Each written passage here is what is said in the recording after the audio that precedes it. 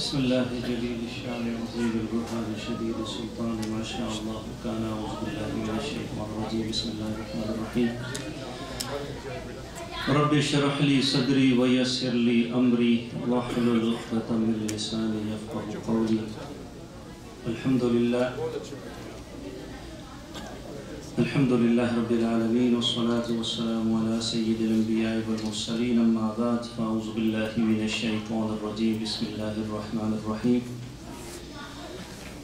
كل نفس ذائقة الموت وإنما توفون أجوركم يوم القيامة فمن زحزح عن النار وأدخل الجنة فقد فاز وما الحياة الدنيا إلا متاع الغرور. آمنت بالله صدق الله مولانا العظيم. إن الله وملائكته يصلون على النبي يا أيها الذين آمنوا صلوا عليه وسلموا تسليما. سيدنا ومولانا محمد معدن الجود والكرم وآله وأصحابه وبارك وسلم. اللہ رب العزت کا بے حد و بے شمار شکر ہے کہ اس نے آج کر ہم کو یہ توفیق بخشی اور اس کے در میں حاضر ہیں. اللہ ہمارا یہاں پہ آنا اپنی بارگاہ میں قبول و منظور فرمائے اور اس آج کی محفل کو دونوں جہانوں میں ہمارے لیے نور اور بڑائی کا ذریعہ بنائے. میں معذرت چاہتا ہوں عذر بھائی سے بھی اور اپنے سید صاحب سے بھی. کاش کہ ہمارے پاس وقت اتنا ہوتا. بہرحال بہت کم وقت رہ گیا ہے اور ساتھی دور سے آتے بھی ہیں. آج کیونکہ عبدالبشیر چودھری مرحوم کا اصال ثواب بھی تھا. پروگرام یہی تھا کہ جیسا ہمارا روٹین ہوتی ہے مغرب کے بعد، لیکن کیونکہ انہوں نے حکم دیا کہ کچھ ان کے مہمان دور سے آئے، انہوں نے جلدی جانا ہے، تو پھر ہم نے کہا ٹھیک ہے جی انشاءاللہ کھانا پہلے ہو جائے گا، تو اس لیے تھوڑا سا لیٹ ہو گیا. اس میں معذرت چاہتا ہوں. آج میں نے بیان کی بڑی تیاری کی تھی. ویسے میں کم تیاری کرتا ہوں لیکن آج ٹائم نہیں ہے. موت کیا کہا میں نے؟ ہمیں پسند نہیں.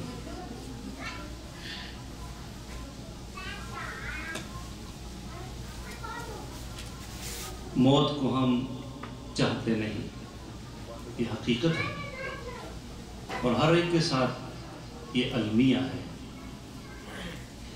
ہم اس سے ڈرتے ہیں.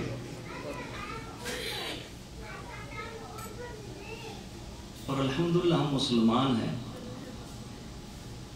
اللہ رب العزت نے سورہ آل عمران کی میں آیت آپ کے سامنے پڑھی، ترجمہ صرف پیش کر کے موت کیا ہے اور اس بارے میں چند گزارشات ہیں انشاءاللہ ختم کرتے ہیں اس کو. کل نفس ذائقۃ الموت. اللہ نے فرمایا ہر جان کو موت چکھنی ہے.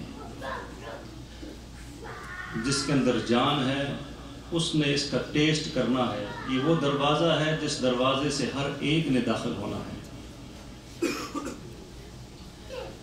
ہمارا ساتھ المیہ یہ ہے کہ ہم موت کے بارے میں نہ سننا چاہتے ہیں، نہ پڑھنا چاہتے ہیں، نہ سوچنا چاہتے ہیں.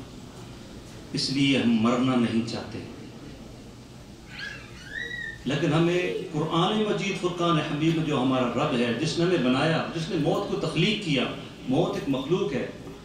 الذی خلق الموت والحیات لیبلوکم ایکم احسن عملا. اللہ فرماتا ہے ہر جان کو موت چکھنی ہے. وَإِنَّمَا تُوَفُّونَ أُجُورَكُمْ يَوْمَ الْقِيَامَةِ. اور تمہارے بدلے تو قیامت ہی کو پورے ملیں گے.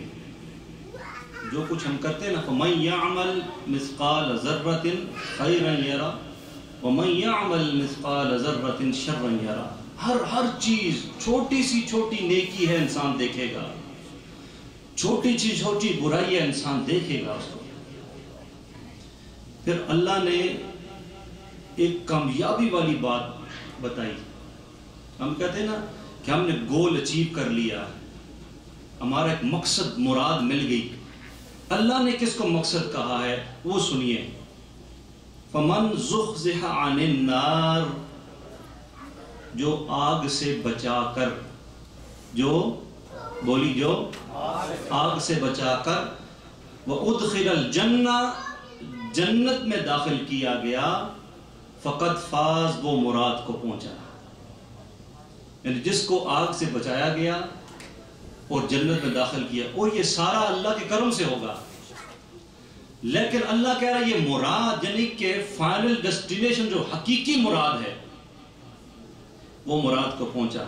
پھر اللہ نے فرمایا وَمَا الْحَيَاةُ الدُّنْيَا إِلَّا مَتَاعُ الْغُرُورِ، اور دنیا کی زندگی تو یہی دھوکے کا مال. دنیا کی زندگی تو یہی، جو شخص کسی کو بنائے نا تو اس کی خوبیاں اور خامیاں سب سے زیادہ وہ جانتا ہے. تو دنیا کس نے بنائی ہے؟ تو اللہ خود کہہ رہا ہے وَمَا الْحَيَاةُ الدُّنْيَا إِلَّا مَتَاعُ الْغُرُورِ. اللہ نے بہت مقامات قرآن میں اور مقامات میں بھی کہا. امام فخر الدین رازی رحمۃ اللہ تعالی کے پاس ایک شخص گیا اور کہتا حضور میں ایک سوال کرنا ہے، آپ پوچھو. اس نے کہا کہ میں نے بڑی محنت سے مال کمایا ہے، میرے پاس مال ہے اور میرے پاس سونا چاندی بھی ہے اور میرے پاس مکانات بھی ہیں، میں نے بڑی محنت کی ہے، اب میں چاہتا ہوں کہ میں ان کو اپنے ساتھ قبر میں لے جاؤں، تو کیا میں لے کے جا سکتا ہوں؟ آپ نے اس کا سوال اس کے سامنے دوبارہ دہرایا. دہرانے کے بعد کہا تو یہ چاہتا ہے جو مال تو نے بڑی محنت سے کمایا ہے، جو گھر تم نے بڑا مضبوط بنایا ہے، جو سونا چاندی تم نے بڑی محنت سے کما کر پیسوں سے اکٹھا کیا اور ساتھ لے کر جانا چاہتا ہے، یہ تیری چاہت ہے، اور تیرا سوال یہ کہ لے کے جا سکتا ہے کہ نہیں؟ کہا جی میرا یہ سوال ہے. آپ نے فرمایا تو لے کے جا سکتا ہے. فرمایا کیسے؟ فرمایا اس کو اللہ کے راستے میں خرچ کرتے ہیں. یہ بھی ہم سے نہیں ہوتا. ہم ایزی تھنگ کو ہارڈ اور ہارڈ کو ایزی لینا چاہتے ہیں. ہم وہ کام جو آسانی سے مل سکتا ہے وہ کرنا نہیں چاہتے. اب اس آیت میں اللہ نے موت کا ذکر کیا، قیامت کا ذکر کیا، آگ کا ذکر کیا، جنت کا ذکر کیا اور دنیا کی زندگی کا ذکر کیا. اب میں آپ سے سوال کرتا ہوں، موت کیا یہ مٹ جانے کا نام ہے؟ کیا یہ ختم ہو جانے کا نام ہے؟ اگر موت مٹ جانے کا نام ہے، ختم ہو جانے کا نام ہے، تو نبی صلی اللہ علیہ وسلم فرمایا قبر یا تو جنت کے باغوں میں سے ایک باغ ہے یا جہنم کے گڑھوں میں سے ایک گڑھ. اگر موت مٹ جانے کا نام ہے تو وہ جنت کا باغ کس لیے ہے؟ اگر موت ختم ہو جانے کا نام ہے تو جنت کا باغ کس لیے ہے؟ ایک تو ہم کہتے ہیں نا جو ریگولر پرسن میری طرح، ایک اللہ کا ولی. امام فخر الدین رازی رحمۃ اللہ تعالی علیہ کیا فرماتے ہیں؟ اولیاء اللہ لا یموتون ولیکن ینقلون من دار الى دار. اولیاء اللہ مرتے نہیں، وہ ایک گھر سے دوسرے گھر میں منتقل ہوتے ہیں. وہ ایک گھر سے دوسرے گھر میں منتقل. صوفیاء سے بھی فرماتے ہیں یہ موت ہے نا، موت یہ جسر ہے، یہ پل ہے، یہ ایک جہان ہے، آپ نے اس پل کو کراس کرنا، اس کو کراس کرنا ہے اور آپ نے اس جہان میں چلے جانا ہے. اب ظاہر ہے آج ایکچولی میں نے کہا تھا نا سال سوال کی محفل بھی تھی، میں تھوڑا سا کلیکٹ کرتے کرتے مسلم شریف میں ایک روایت ہے عن ابی ہریرہ رضی اللہ عنہ قال قال رسول اللہ صلی اللہ علیہ وسلم اذا مات الانسان، جب انسان مر جاتا ہے، انقطع عنہ عملہ، اس کے سارے اعمال جو دنیا میں کرتا ہے منقطع ہو جاتے ہیں. آپ آ جائیں نہیں، عمل ہے، برستی بڑی ہے پر آپ آئے ہیں، گھروں سے اٹھے ہیں، کام چھوڑا ہے، اللہ کے گھر میں آپ کا عمل ہے، میں آپ دنیا سے جائیں گے یہ عمل منقطع ہو جائے گا. نماز پڑھتا ہے کوئی، وہ عمل اس کا منقطع ہو جائے گا. زکوٰۃ دیتا ہے کوئی، وہ عمل اس کا، روزہ رکھتا ہے وہ عمل اس کا منقطع ہو جائے گا. نبی صلی اللہ علیہ وآلہ وسلم فرمایا الا من ثلاثۃ، مگر تین کے، من صدقۃ جاریہ، نمبر ایک صدقہ جاریہ، وہ چلا جائے گا، لیکن اس کا وہ عمل جو دنیا میں کر کے گیا اس کا ثواب اسے برابر پہنچتا رہے گا۔ اس میں ہماری مسجد گلزار مدینہ بھی ہے۔ جس نے حصہ لیا نا اخلاص کے ساتھ اللہ کی رضا کے لیے، میری طرح بھی نہ ہو کہ ضرور واہ کر کے، اللہ کی رضا کے لیے حلال طیب مال، الحمدللہ سبحان اللہ، صدقہ جاریہ، اس نے مدرسہ بنا دیا، کنواں کھدوا دیا، رستہ بنا دیا، ایک چیز۔ نمبر 2، او علم ينتفع به، وہ علم جو اس نے کسی کو سکھایا اور وہ اس سے فائدہ حاصل کرتے ہیں، اس کا ثواب اسے برابر ملتا رہے گا۔ او والد صالح، اور نیک اولاد۔ کون سی اولاد؟ یدعو لہو، صرف نیک اولاد نہیں، وہ نیک اولاد جو اس کے لیے دعا کرتی ہے۔ اور یہ دعا ویسے تو نہیں جاتی نا، بچے کو مدرسہ سکھائے دعا کیسے کی جاتی ہے، یہ والدین کی رسپانسبلٹی ہے۔ بچے کو جانماز پر بٹھا کر چھوٹا ہو، اس کو ہاتھ اٹھا کر اسے بتائیں کہ دعا کس سے کی جاتی ہے، کیسے کی جاتی ہے، اس کے الفاظ کیا ہیں اپنی زبان میں۔ میں تو اس نے نوری صاحب یہاں پہ آئے تھے، میں نے کہا یہاں کے تو انگلش بولنے والے بچے ہیں، ان کو اصال ثواب کرنے کے لیے تو انگلش میں ورڈ ڈھونڈنا پڑے گا کہ یہ ہم ٹرانسفر کر رہے ہیں، یہ ثواب، گڈ ڈیڈ، تو ایسے ورڈ ہوں گے وہ ٹرانسفر اور یہ اور وہ، تو اس کو تو پتہ نہیں لگے گا۔ تو اپنی زبان میں کم از کم اور کوئی نہیں تو بچوں کو اصال ثواب کی ہم کو دعا تو یاد کرا دینی چاہیے، بٹھا کر 1 دفعہ 2 دفعہ 3 دفعہ 4 دفعہ، تاکہ ہم چلے جائیں جو کہ ہم نے جانا ہے۔ کل نفس ذائقۃ الموت، ہم نے جانا ہے، کب جانا ہے یہ رب تعالیٰ کو بتا ہے، لیکن وہ ہمارے لیے دعا کریں۔ یہ 3 چیزیں۔ اب کیونکہ میں غوث پاک کی بات کرنی تھی اور میں کروں گا، اور جمعہ 2 سے کر رہا ہوں میں، اور پچھلے جمعہ اس کو میں نے کہا تھا کہ غوث پاک کا نام اب لیتے ہیں الحمدللہ۔ غوث پاک نے کیا کیا ہے پریکٹیکلی لائف میں، کن کن امتحانات سے آپ گزرے ہیں۔ آپ خود فرماتے ہیں بعض اوقات دنوں گزر جاتے، مجھ کو کوئی پہچانتا نہیں تھا، اس طرح مصیبتیں میرے پر آتی، تکالیف میرے پر آتی، جنات شیاطین میرے پر حملہ کرتے، کہتے میں زمین پر لیٹ جاتا، کھانے کچھ نہ ہوتا، میں زمین پر لیٹتا اور کہتا فَإِنَّ مَعَ الْعُسْرِ يُسْرًا إِنَّ مَعَ الْعُسْرِ يُسْرًا، ہر تنگی کے بعد آسانی ہے، ہر تنگی کے بعد آسانی ہے۔ اب فرماتے میں زمین پر لوٹ پوٹ ہوتا، فرماتے ایک برج ایک غار میں 11 سال رہا۔ کتنے سال؟ 11 سال۔ وہ برج اجمی سے مشہور ہو گئی ہے کہ اجمی نوجوان یہاں رہتا ہے، 11 سال رہا۔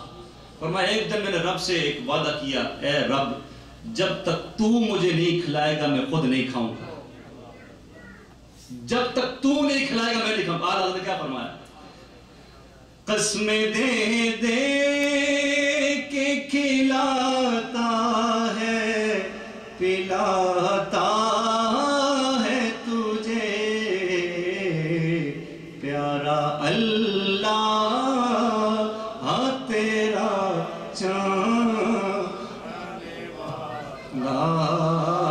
تیرا پیارا اللہ، ہاں تیرا چاہنے والا تیرا۔ کہتے کتنے دن گزر گئے، نفس کہہ رہے عجو، بھوک، یہ تو مانگتا ہے نا، ہم تو ذرا ڈلے ہو جائیں، کہتا ہے بھوک۔ فرماتے ہیں کچھ دن گزر گئے، ایک نوجوان ہے وہ میرے پاس کھانا رکھ کے چلا گیا، پر میں نے کہا میں نے نہیں کھانا۔ گزرتے گزرتے گئے ابو سعید مخزومی رحمۃ، جو آپ کے شیخ بھی ہیں، حلقہ خلافت حضور غوث پاک نے ابو سعید مخزومی رحمۃ اللہ علیہ ہے، اب فرماتے اس طرف آئے اور مجھے کہتے ہیں عبد القادر میں جوان تھا، یہ آواز کیسی ہے؟ فرمایا یہ نفس کی چاہت الجو والجو کہہ رہا ہے، پر دل یاد خداوندی میں بالکل پختہ ہے، اللہ کی محبت میں مستغرق ہے۔ یہ تو نفس کی قلق ہے، لیکن دل اللہ کی یاد میں مستغرق ہے۔ فرمایا یہ کھانا پڑا ہے، کھا لو۔ آپ خاموش ہو گئے۔ ابو سعید مخزومی رحمۃ اللہ واپس چلے گئے گھر میں۔ فرماتے کچھ دیر گزری، خضر علیہ السلام آئے، فرمایا کہ آپ جا کر کیوں نہیں کھا لیتے اللہ کی رضا کے لیے؟ ابو سعید مخزومی گھر میں آپ کا ویٹ کر رہے ہیں. آپ فرماتے میں وہاں سے چلا. ابو سعید مخزومی رحمۃ اللہ تعالی علیہ اپنے دروازے پر میرا انتظار کر رہے تھے. وہ اندر لے کر گئے، اپنے ہاتھوں سے شیخ ہونے کے باوجود اپنے ہاتھوں سے نوالا بناتے اور میرے منہ میں ڈالتے.